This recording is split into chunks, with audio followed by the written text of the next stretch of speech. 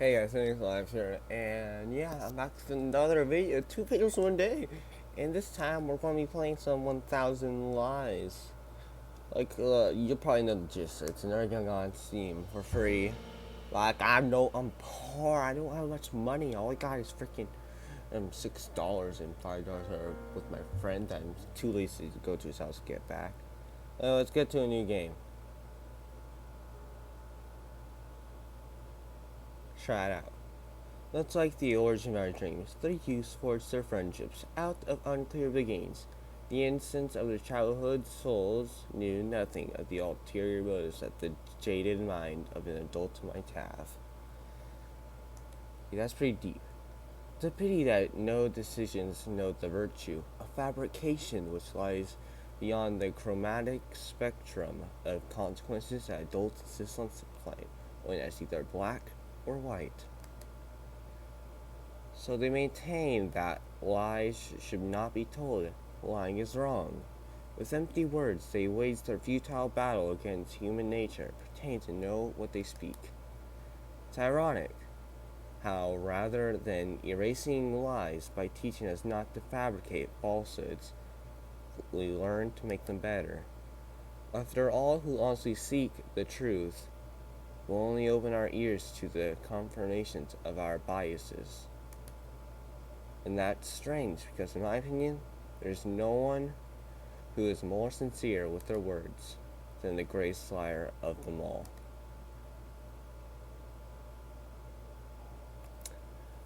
Notes fell from my memory and onto the piano keys at my fingertips, creating the trite sounds of Maestro Debussy's esteemed melody. I hope I said that person's name right. I played for no attentive listeners in no grand auditorium. Only one man fell within earshot of my tune, as weak with his words as with his posture. He shifted his eyes about in a mixture of fear and doubt. Even if I were to close my eyes, I should draw his features in the void, nothing more of the memories, every feature, every pulsing movement, the signs on his face that age had yet to win its long battle against its youth. Dang, this is get pretty big wordy. I still taste the crisp, bittersweet flavor my mind gave to the air on the day I found him, staring so intently at the starry sky as if he wanted me to leave the rest of the world behind. That infamous night, quietly overseen by Maestro Debussy, would change everything forever. Those are big words, man. Come on, want to go see how haunted that mansion really is? The boy could hardly contain excitement as he spoke. His two friends, his only audience, frowned in response, reluctant to give him their answer. They couldn't be fooled by such superstitions as ghosts, nor were they motivated to spend their time disproving their existence. Yet somehow they just couldn't find it in themselves to say no to their eager friend. Perhaps due to his eloquence, or to be frank, his persistence. Their entrance was heralded by abandoned spiralos, ramshackle walls, and frayed curtains. Unfortunately, there was no spectress to speak of. The boy had little need of his ghosts now, though, for the trembling signs of where was I? Lost signs of fear that gripped his friends served more than adequately as his entertainment for the day. So our intrepid leader took point, taking his exploration party deeper into the dust-veiled interior of the old mansion. He brought his attention to a single book laid atop an aging podium, a sure sign that no pages of content were more worthy of reading than those found within this centerpiece on display. Its words were still legible, if only just, and apart from the rest of its treatise of keeping close relationships unbroken, it offered a dire warning. Desecrating that which does not belong to you will bring nothing but punishment. That which you love will inevitably become the greatest of your fears. When during the Says the I don't know how to say that. The three elements must become two. Which one will you discard? Oh my god, this is so wordy! If there had been a spell from a witch's book, the three youths lacked the knowledge to understand it. Nonetheless, they would soon regret having brought to life to the words upon the page. From out of the darkness, shackles appeared and bound the three together with unbreakable chains that only they could see, doomed to keep each other company. But whatever. I missed that part.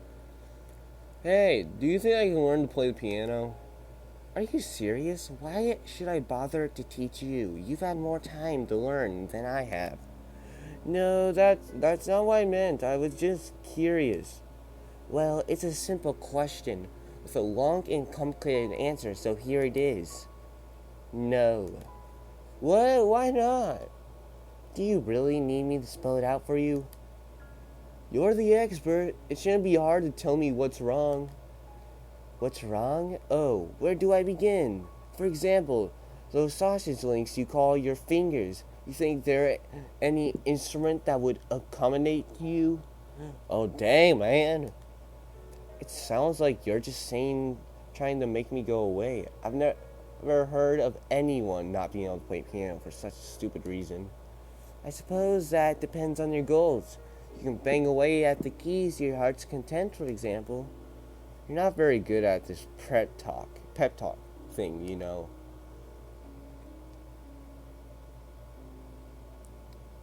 It was a strange spell which bound the three youths together. So they tried to spread out and seek their own paths. The chains on their legs would grow tighter, keeping them together. But the two of them agreed to stay close to each other. They could grant the third prisoner an extended length of distance. The links in the chains were uninterrupted by obstacles. They only enforced the proximity by which its prisoners must be held. So they cannot find a way to live with their curse, with none but themselves being the wiser to it. And how could anyone believe that three friends have been physically bound by a chain which eludes the sight of everyone but its prisoners, passes through all obstacles, and it's untouchable to anyone else? Under the premise that they used to spend all their time together, none of them thought this incident would harm their lives too much. Using their imaginations, they could manage some way to go on with their lives. In time, a change came upon them, just as the origins of their friendship remained unclear. So too would it be difficult to pin down just what had kept them united. The light of their childhood innocence would die a slow death, or perhaps even that innocence was another lie, fabricated to disguise their selfishness. There's so much words! These were the thoughts which plagued the leader's mind as he began to silently observe the faces of the one he once called his friends, who had now become unrecognizable to him. And unable to find the words to form his apology, he chose to simply run away.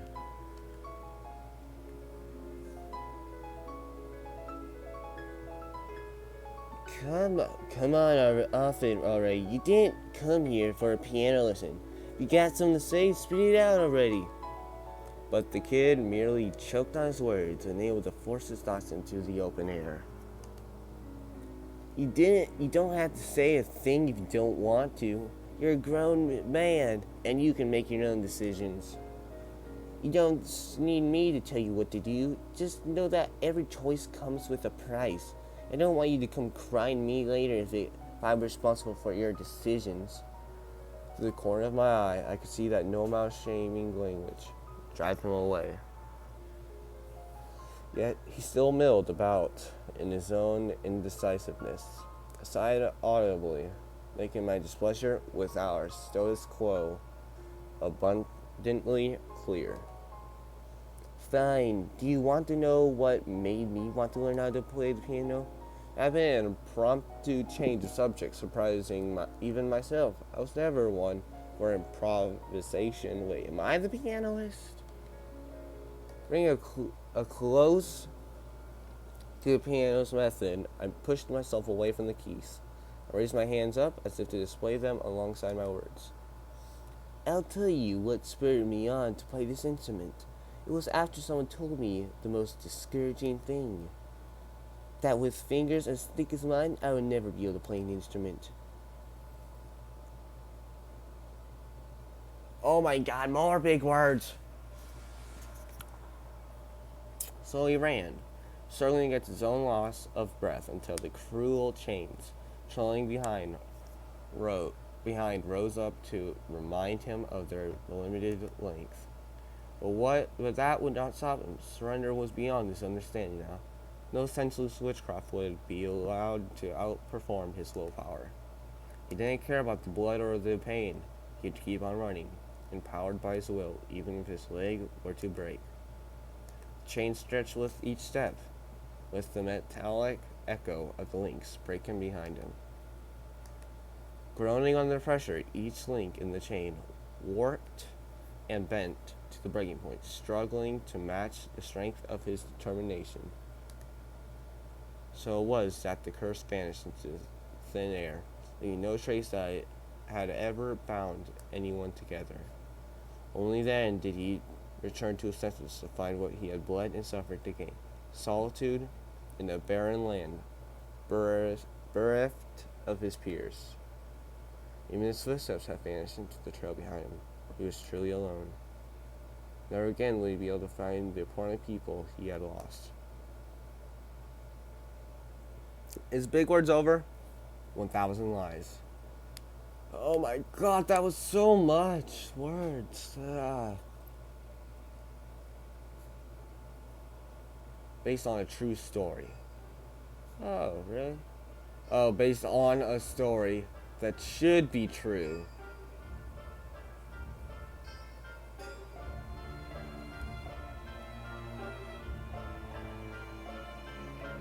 And Dean, I know how you feel about me, but I mean, we spent a lot of time together. It's fun being with you, but like, you're a great friend, so it'd be better not to lose that. I'm sorry, Adine. I don't know what I'm saying. Why did you have to confess to me here and now?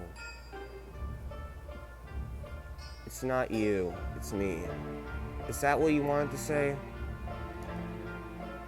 But the truth is that, until now, I was your second choice. Okay guys, I'll turn down the volume a bit. This is loud. The backup, in case the first didn't pan out. Am I wrong? No, it's not like that, I swear. That's precisely the issue, Ziva. Or Ziva. I'm feeling this is some kind of Italian type thing, but who cares? Ziva, I'm just gonna say Ziva. I'm tired of hedging my words with you, with everyone. I knew that nothing could ever be the same after confessing, but expressing how I felt. I thought you would accept my feelings and I was happy. I couldn't believe that someone like me would connect with another person. Although now I see that it was all fake. I've been thinking about it and now it's clearer to me. One of us has been playing with the other's emotions without considering the consequences. And now you don't even have the courage to go back in spite of finding out the truth. Did you see that with that attitude we can only hurt ourselves? I thought I loved and adored you. Now I'm not so sure. Dang. Maybe I was deceiving myself all those times we spent together. Or maybe it was just my lack of experience. One thing I do know is that we can't keep going down this painful road. And even so, a part of me doesn't want to let you go, even if that means we're only friends. Okay, I need to turn it down a bit more. It's freaking loud. Even knowing the suffering that awaits me.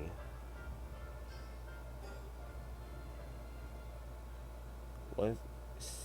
Sierran, I'm just gonna say that, Sierran. What are you thinking? How could you say something like that? Whispers spread throughout the room. As expected, we become the center of attention, it seems, from all of the nearby classrooms, crowd around the to eavesdrop. The pressure put on me by the current situation makes my legs begin to shake. Still, somehow I managed to look calm and composed. Come on, Ziva, Sierra. Let's take a minute to calm down, okay? Don't you think it'd be better to talk about this later? Next class is going to start any moment, and I don't think... You're the one to talk, Ayus. Ayus. Everything is your fault, after all. Huh? What did I do now? So, you already knew. Nobody told me.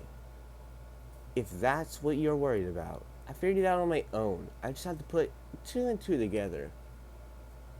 I don't think I understand what's going on. Would someone care to explain? Yeah, Zio, do it. Explain it to him. I wouldn't be able to forgive myself if I ruined the lives of my two best friends because I was selfish. I've already been rejected. Are you sure about that, Endine? I don't want to. Ziva puts her hands on my shoulders as she tries to cheer me up. I nod at her to indicate that she can continue, then she just walk away, leaving them in silence. Pushing my way past the crowd of students and the teacher, I head into the hallway, without ever looking back. I'm running away now, I know, but there are times when being a coward is the only way to survive on the battlefield. Dang, what the heck is happening? From the hallway, I can still hear what's happening on the other side of the door. I hear the woman I love declaring her love for another man. Students inside the classroom suddenly erupt in various noises and reactions. Combined sound deafens everything else. Even then, there's still a sound I can't ignore. My heart is broken, leaving me feeling empty inside. How foolish. I'm no more than a feeble cockle.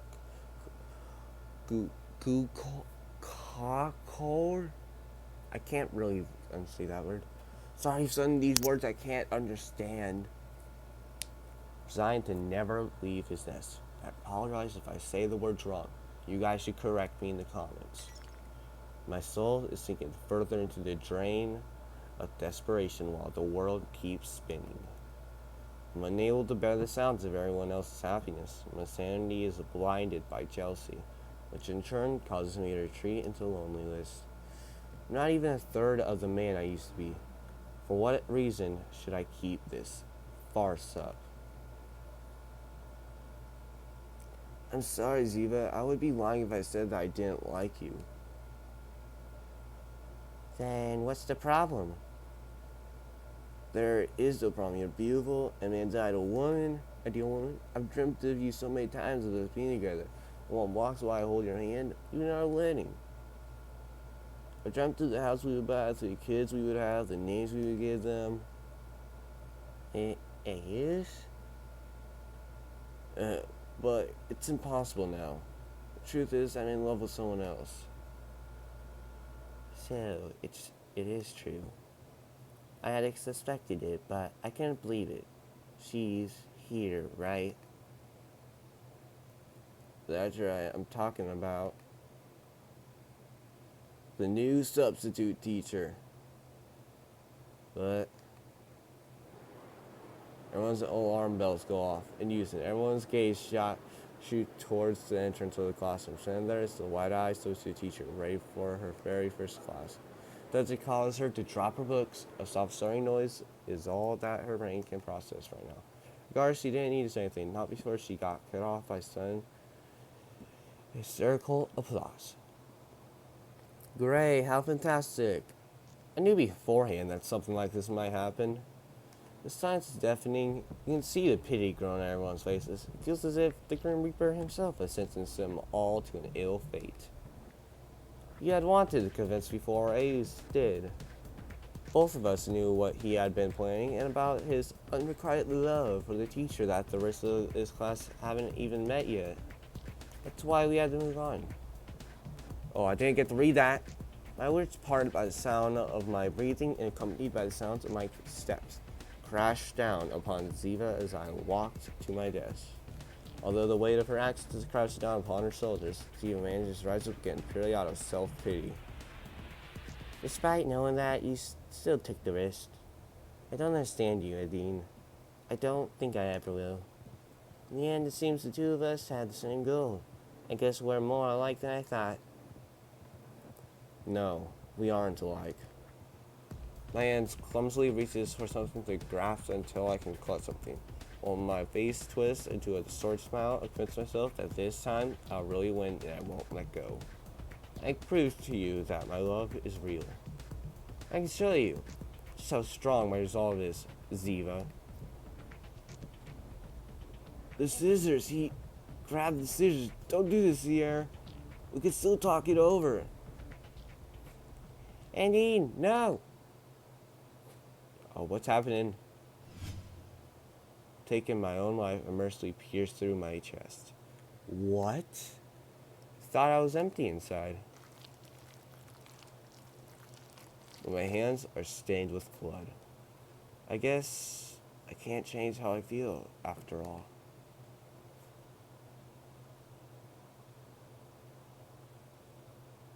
Goodbye,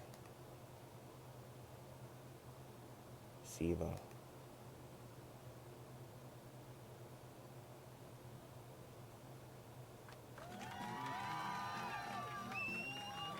It's over. Mission accomplished. Andine is dead.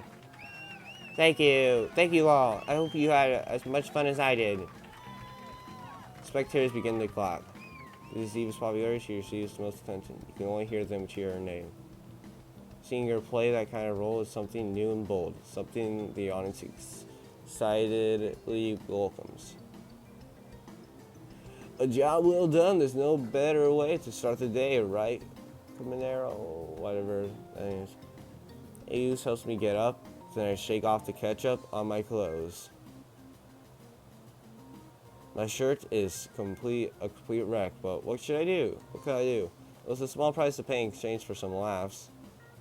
What? We aren't known as the class clowns for nothing. We eat pranks like this for breakfast. You weren't yourself. You were being around the bush too much. What the hell was that about with the wedding and the kids? Meadow! What? Believe me, bud, it's not every day that you get a confession from Ziva, even if it was just acting. It's totally normal to start picturing things like a wedding and our 4 future children together.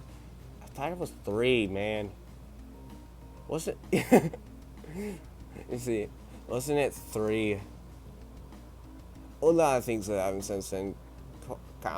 Campanero. I know that it's some sort of accent or whatever, but I don't know how to say it. Ignoring my friend's reproductive capacity in his dream world, I try to get the class's attention. The show may be over, but the MC still has something left to say. Please listen, I have something to announce. Be quiet until I'm finished. Ladies and gentlemen, and Ayus. How am I not a gentleman?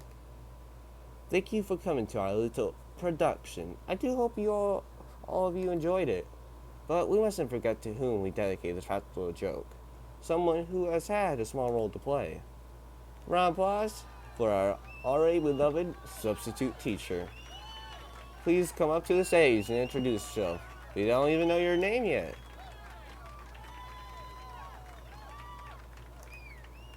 The target of all the shouts and whistles, our victim stands petrified against the wall, even paler than before.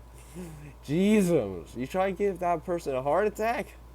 As first she appears frightened, then she frowns until finally she gobbles and begins puffing air out of her nose like an enraged bull. What other reactions could we expect from our little break? You call that little? You basically faked your death. Right, the 3 of us end up in the principal's office. Jesus. Boy. 1,000 lies.